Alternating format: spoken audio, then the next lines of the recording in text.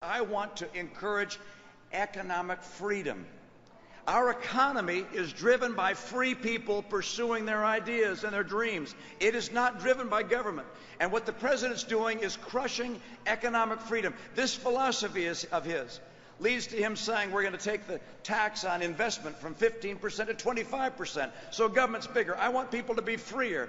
That's why, in my view, anybody making $250,000 a year and less should pay no tax on capital gains, interest, or dividends at all.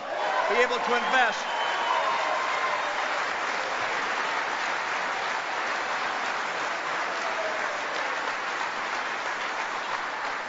He's crushing economic freedom with taxes and an overwhelming regulatory burden, with high cost in health care, with labor rules that are not favorable to the employee or to the employer, but only to the bosses of the unions. Look, we have to restore economic freedom in this country, and when we do, those 5 things, energy, trade, balancing our budget, improving our schools, giving people the skills they need, and restoring economic freedom in a major way. We do those things, you're going to see us come roaring back. I have seen it in the people of America.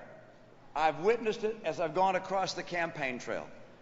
I was in San Diego and met with a guy named Alex Lukianov, Russian immigrant. Came over here, had some back problems, looked at how we do surgery, and had some ideas about how to come up with something better. He had this idea of, instead of operating by going into the middle of your backbone, he goes in from the side, and he puts in a little device to fuse the back vertebra. I'm getting complicated here, but the long story short is he starts a business, trains doctors in how to provide this surgery, sells them the device that they put in their back. And by the way, now he has 1,300 employees working in that business and $900 million in revenues.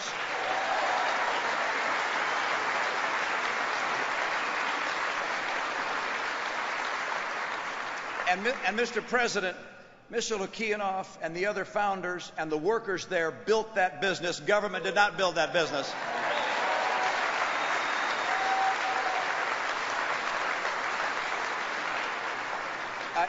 I met a guy named Jim Leotode, and Jim didn't do real well in school. He graduated second from the bottom in his class in high school, and his dad said to him, either go into the military or to college.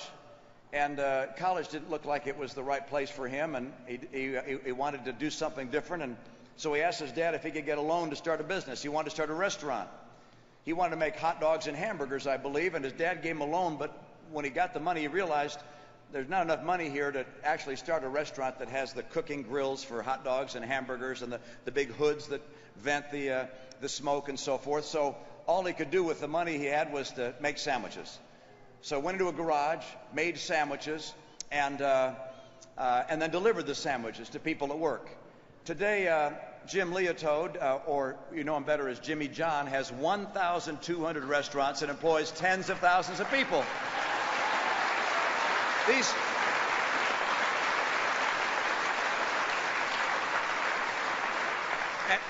And you see, I happen to believe that Jim Leotode, Jimmy John, built that business with the help of people around him, his friends, the people who work there in that enterprise. I do not give government credit for having built that. I give free people credit for having built that business.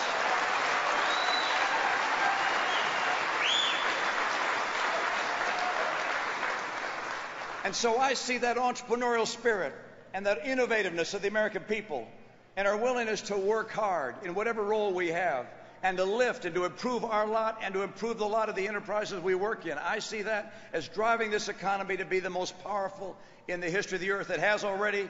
It will again. The course we're on right now is foreign to us. It changes America. This is a vote for what kind of America we're going to have. And for me, I vote for freedom and free people.